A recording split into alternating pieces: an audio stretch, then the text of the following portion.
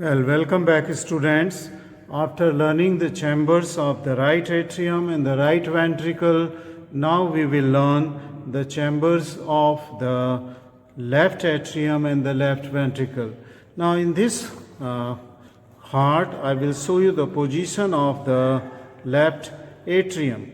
The most of the part of the left atrium forms the base. If you will keep the heart in this view, that is when we are seeing the heart from the left surface, okay, this is the apex and this is the base here. So the most part of the base is formed by the left atrium, which lies behind the pulmonary trunk and the ascending aorta. Okay, now here it is the base, and this part here is that of the left atrium, and in this left atrium there opens the two pulmonary veins, superior and two inferior pulmonary veins.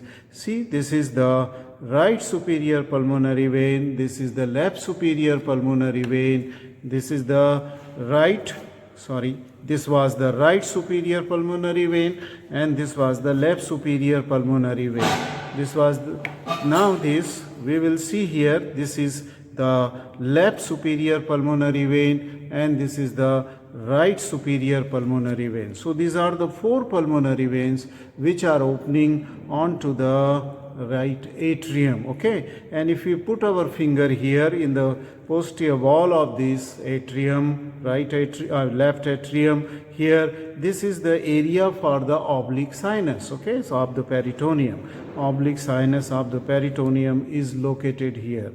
So this is the location of the left atrium. Most of the part of the left atrium is smooth part, okay, and only the part of the left atrium which forms the auricle here, okay, the left auricle here, this you can see here, which is covering to this pulmonary trunk, it will have the rub. That means this is formed by the primitive heart tube, while this part of the smooth part of the full pulmonary vein is formed due to the absorption of the pulmonary veins, right? Okay, now I will use the same big heart to show you the inside of the atrium, okay, of the left atrium. So this is abnormally large heart, and that's why it is showing the large veins also, okay. So there were the large veins present here which were opening here. So this is the right one, right upper and right lower one is here, and here is the left, a single one is here, okay. And I have just given an incision into the posterior wall of the atrium just to expose the smooth cavity of the atrium. So this is the smooth cavity of the atrium, and everywhere it is smooth. There is no roughening or trabeculae carni is seen here, and we have already seen that in the interatrial septum. This part is the where there is the septum primum and septum secundum is seen and opening. That I have already I will already describe. Only the feature which is seen here is that of the opening of the pulmonary veins was there, which I have shown you here, okay, on the left side, and this is from that of the right side, the opening of the pulmonary veins are there. Now this completes the left atrium. Left atrium receives the blood from the four pulmonary veins, okay, from the lungs, which is oxygenated blood, and then from the left atrium this blood goes to the left ventricle, and this is going through an opening called as the mitral orifice or the left atrioventricular orifice. See, this left atrium where I am putting my finger is seen from the atrial surface.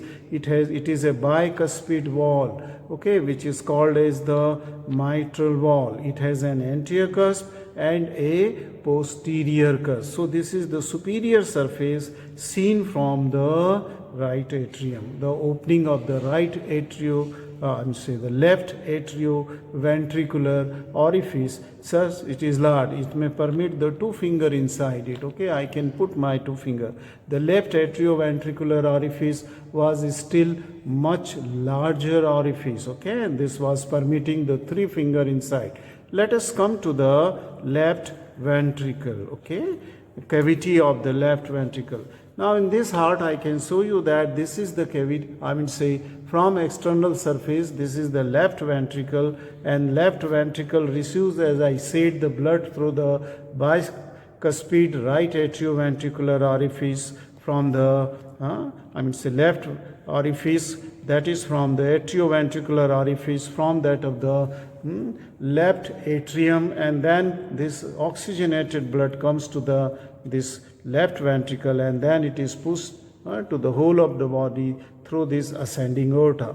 Now to expose the cavity of the left ventricular cavity, what I have done is that from the left surface of this left ventricle I have excised this wall so as to see both the orifices, that is the atrioventricular orifice as well as the orifice, the aortic orifice, which will open into the ascending aorta. So I have just excised. So now let us come to see the left ventricular cavity.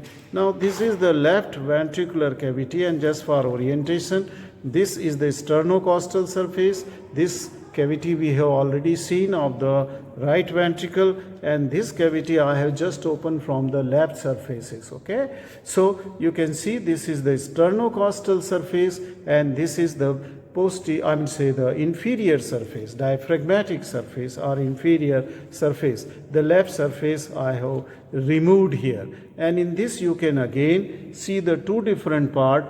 The lower rub part, see here, this is the rub part is here. Okay, and this rub part is made up of the muscular bridges, okay, that is the trabeculae corni, and there are presence of the papillary muscle. You can see this papillary muscle, and this papillary muscle is the posterior papillary muscles. Okay, and here on this side towards the sternocostal surface, this big papillary muscle which is seen, it is the anterior papillary muscle, from where the chorda tendineae are taking origin and which are attached to the cusp of the wall, which we will show just now. Okay, I will show you just now. Okay, so this is the rough part, and then there is a smooth part of the left ventricle. Okay, and this smooth part of the left ventricle will go towards the aortic orifice. Okay, aortic orifice. I will show you just putting the heart upside down so that you can see both the orifices. Now let us come to the first orifice, and that is the left atrioventricular orifice, which is a bicuspid orifice, and I will put my finger from the left atrium into this bicuspid orifice so as it will come here into the ventricular cavity. Okay, so this has come into the ventricular cavity here. See, this finger is coming here, and just here this is a anterior and posterior valves are here. Okay, the anterior valve. So let me put it into the anatomical position, and this valve here, just which I am moving with my tip of the finger. I am moving with tip of the finger here. This is the anterior cusp, okay, of the left atrioventricular orifice, and behind this is the posterior cusp here. Okay, this is the posterior cusp of the, so this is a slit like, where my finger is a slit like opening between the anterior cusp and posterior cusp. Anterior is upward and the posterior I am moving it downward. So these are two anterior and posterior cusp of the bicuspid mitral, okay, valves. Okay, so this is the atrioventricular orifice, and I was saying that the cardi tendineae, they are attached to the margin of both the cusps, taking origin from the anterior. Yes, you can see here now. These are the cardi tendineae which are going to the cusp. See this thread-like structure? They are going to the cusp, okay, taking origin from the papillary muscle. Okay, so this is the right atrioventricular orifice. Now from here the blood will come. So this is the inflow tract, and through this mitral wall the blood will come from that of the left atrium, and then it will go and ascend up. Okay, and this is the outgoing tract, and in the outgoing tract I am putting my finger here, and there is the presence of the valve called as the the aortic wall, tricuspid aortic wall. Okay, there is a tricuspid aortic wall. Can you see something? No. Yes, now it is seen. Okay, I have just put the heart upside down so as to show you the tricuspid aortic wall. See, three valves are seen, and this three cusps are seen of this aortic valve. See this three cusp here, this cusp here on the tip of this. This is a narrow space. Okay, so these are the aortic valves.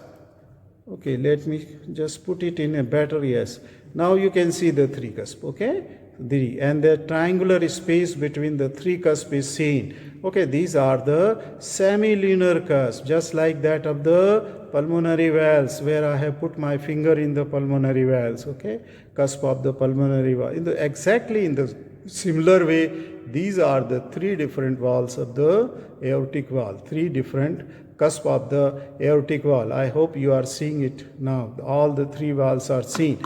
And now I will put my finger into another orifice, that is the atrioventricular orifice. See this?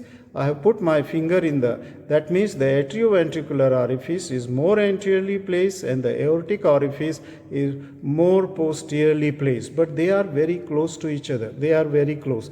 They are so close to each other that this was the anterior cusp. Okay, just I have put in, not in anatomical position, but just I wanted to show you the cusp which is moving with my finger is the anterior cusp. Okay, and this anterior cusp is its internal or ventricular surface is also facing. Yes, very good. It is now seen very well. Now this the ventricular surface of the anterior cusp is facing towards that of the aortic cusp here. Okay, aortic orifice. Okay, aortic orifice. That means when the blood comes from the left atrium, it pass through the aortic surface, atrial surface of this anterior cusp, and when it goes to the outgoing tract here, then it just touches that of the ventricular. That means both the surface of the anterior cusp, they come in contact. Okay, while it is coming into the from atrium to ventricle, this is the one surface, and while it is going from ventricle to the arch of aorta, this is touching to the other surface. So this is the cusp which comes in contact with in both the inflow and as well as in the outflow. So these are the two important orifices in the ventricular chamber. Okay, left ventricular chamber, which is very thick. I have shown you in the last video also. See the thickness of the wall of the left ventricle. Okay, left ventricle, and this cavity is quite narrow. This is seen in at least in this heart because it is quite a large heart. If I would have dissected a normal heart, you would have not been able to see these different orifices guarded by the mitral wall and guarded by the aortic wall. So this, I am just holding the heart upside down, so you are seeing through the apex of the heart. Okay, through the apex of the heart into the chamber of the cavity. I hope that this completes all the four chambers. Okay, right atrium, right ventricle, left atrium, and the left ventricle chambers of the heart. Thank you very much for watching this video.